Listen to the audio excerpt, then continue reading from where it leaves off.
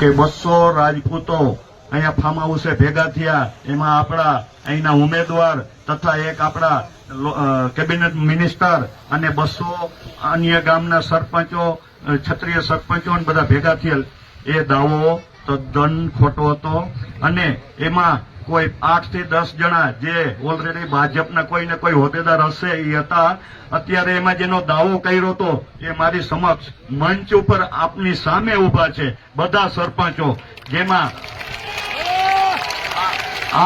આ સરકાર media through, TV માધ્યમથી અને ન્યૂઝપેપરોમાં કેટલો ભ્રમ ફેલાવે છે એનું આ જીવતું જાગતું ઉદાહરણ છે. મિત્રો તમે જોઈ લ્યો, એ સ્વેચ્છાએ અહીંયા મંચ ઉપર આવ્યા છે અને એનું કેવું એમ છે, જેમાં કડકસિંહ જાલુભા જાડેજા ખાખરાના સરપંચ છે, વિરમદેવસિંહ રણજીતસિંહ જાડેજા સરપંચ સણોસરા ગ્રામ પંચાયત, હકુમતસિંહ પોપટભા જાડેજા દેડકદળના સરપંચ છે, રાજપરના માજી સરપંચ શ્રી સહદેવસિંહ અજીતસિંહ જાડેજા જે અહીંયા ઉભા છે, રમજુભા પથુભા જાડેજા ડાંગરા ગ્રામ પંચાયતના સભ્ય છે.